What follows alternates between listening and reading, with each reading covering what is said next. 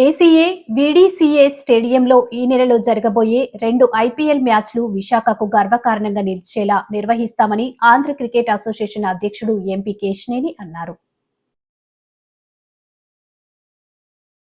నమస్కారం. ఇవాళ విశాఖపట్నంలో 2 ఐపీఎల్ మ్యాచ్లు ఢిల్లీ టీం హోమ్ టీమ్గా 2 ఐపీఎల్ మ్యాచ్ల కండక్షన్కి మనకి అవకాశం వచ్చింది. ఒకటి 24వ తారీఖు, ఒకటి 30వ తారీఖు. లక్నో సూపర్ జైంట్స్తోనూ సన్ రైజర్స్ ఆఫ్ హైదరాబాద్తోనూ 2 మ్యాచ్లు జరగబోతున్నాయి. సన్ రైజర్స్ మ్యాచ్లో ఇక్కడ 30వ తారీఖు ఆదివారం రోజు మధ్యాహ్నం జరగబోతుంది. దీనికి ముఖ్యంగా వీటికి సహకరించిన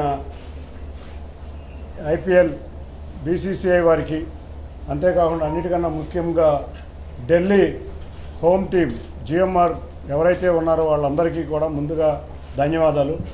ఈ క్రమంలో భాగంగా మళ్ళీ స్టేడియంని కంప్లీట్గా రెనోవేట్ చేయాలని వారు కోరటం, దానిని మా ఎపెక్స్ బాడీ అందరూ కూడా అంగీకరించి ఆంధ్ర క్రికెట్ అసోసియేషన్ తరఫున నెలన్నర నుంచి 2 నెలల లోపలే వాళ్ళు కోరిన విధంగా వాళ్ళ విశాఖపట్నం స్టేడియంని ఆధునీకరించడం జరిగింది. మనం చూసాం. ప్రతి చోట అన్ని ఇండియాలో ఉన్న ప్రతి స్టేడియము కూడా ఇవాళ మోడర్నైజ్ చేస్తున్నారు. ఎందుకంటే ఇవాళ క్రికెట్ అనేది పదం చాలా మారిపోయింది. మీరు చూస్తే డ్రెస్సింగ్ రూముల కాడి నుంచి అన్ని చోట్ల కూడా మేము ఈ మోడర్నైజేషన్ చేసుకుంటూ వచ్చాం.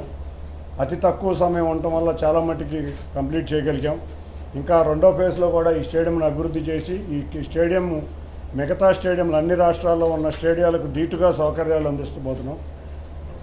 మనం ఇవాళ ఈ స్టేడియంలో క్రీడాకారులకి అన్ని ఫెసిలిటీస్ అరేంజ్ చేయడం కాకుండా ప్రేక్షకులు చూసేవారికి కూడా ఇవాళ మొత్తం స్టేడియంలో అన్నీ కూడా రెనోవేట్ చేయడం జరిగింది. మనం స్టేడియంలో లిఫ్ట్లు కాడి నుంచి, అంతేకాకుండా టాయిలెట్స్ కూడా 5 రెట్లు పెంచాం. అంటే అంతకుముందు 50 టాయిలెట్లు సుమారు ఉండుంటే రూమ్స్, మేము దాదాపు 260 రూమ్స్ చేసాం.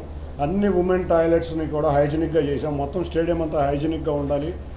అంతేకాకుండా మరిన్ని మ్యాచ్లు ఇట్లా స్టేడియం ఈ విధంగా ఉంటే బీసీసీఐ వారు కూడా మరిన్ని ఎక్కువ మ్యాచ్లు ఈ సంవత్సరంలో వైజాగ్కు వచ్చే విధంగా వారు ఒక మాట ఇవ్వడం జరిగింది. వారి మాటను పెట్టుకుని 2 నెలల్లో ఇక్కడ ఉండి ప్రతి ఒక్కరూ కష్టపడ్డారు.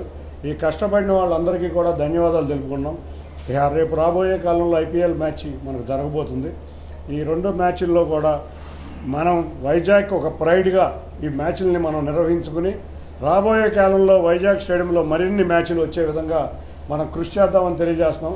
ఈ రెనోవేషన్లో భాగంగా ముఖ్యంగా మెయిన్గా మీరు చూస్తే లైట్లు మొత్తం ఎల్ఈడి హేలోజన్ నుంచి మార్చి మొత్తం ఎల్ఈడి లైట్లు ఇవ్వడం జరిగింది.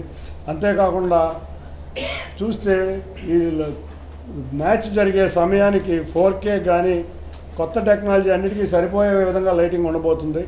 ఈ కృషిలో భాగంగానే మేమందరం కూడా ఇవాళ వైజాగ్ని మళ్ళీ ఆంధ్ర రాష్ట్రాన్ని మళ్ళీ గాడిలో పెట్టే ప్రభుత్వం ఉన్న సమయంలో ఇక్కడ ఈ స్టేడియం మా వంతుగా మేము కూడా ఆంధ్ర క్రికెట్ అసోసియేషన్ తరఫున ఇక్కడ మరిన్ని మ్యాచ్లు జరిగే విధంగా ఈ స్టేడియం తయారు చేయడం జరుగుతుంది.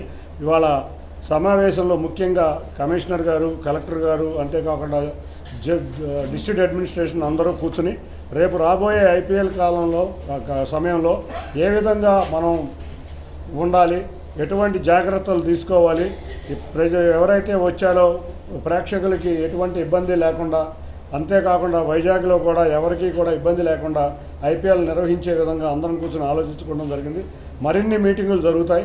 తప్పకుండా ఐపీఎల్ అనేది ఇక్కడ విశాఖపట్నం ఐపీఎల్ మొత్తం స్టేడియం అంతా కూడా ఆక్యుపై అవ్వబోతుంది. బ్రహ్మాండమైన సక్సెస్ కాబోయి వైజాగ్ ఒక ప్రైడ్ తెచ్చే విధంగా ఐపీఎల్ జరుగుద్దామని అందరం కలిసికట్టుగా కృషి చేద్దామని మీ అందరికీ తెలియజేసుకుంటున్నాం. Thank you. అందరికీ నమస్కారం. మన అందరికీ తెలుసు 24వ తేదీ 30వ తేదీ ఐపీఎల్ మ్యాచెస్ ఇక్కడ జరగబోతున్నాయి. నేను 1 జూలై కమిషనర్గా చార్జ్ తీసుకున్న తర్వాత ఇది ఫస్ట్ టైం ఇక్కడ మ్యాచెస్ జరగడం ఇది మన వైజాగ్కి చాలా గర్వకారణం, మన రాష్ట్రానికి గర్వకారణం. రాబోయే రోజుల్లో ఇంకా మ్యాచెస్ వస్తాయని మేము ఆశిస్తున్నాం. అందుకే ఈ 2 మ్యాచెస్ చాలా బ్రహ్మాండంగా మనం జరుపుకోవాలి. ప్రేక్షకులకు ఎటువంటి ఇబ్బంది లేకుండా చూడాలి.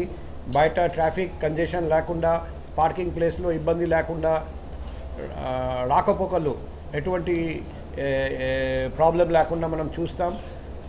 ఎటువంటి ఈ ఆన్లైన్ టికెట్స్ అమ్మడం తర్వాత ఆఫ్లైన్ కూడా రిడెంప్షన్ కౌంటర్ పెట్టుకొని కొన్ని చోట్ల టికెట్స్ అమ్మడం జరుగుతాయి.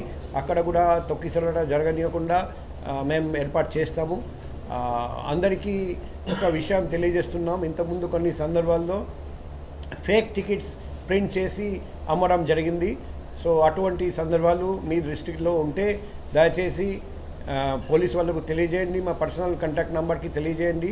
మేము అటువంటి నేరాలు చేసే వాళ్ళకు కఠినంగా శిక్షిస్తాం.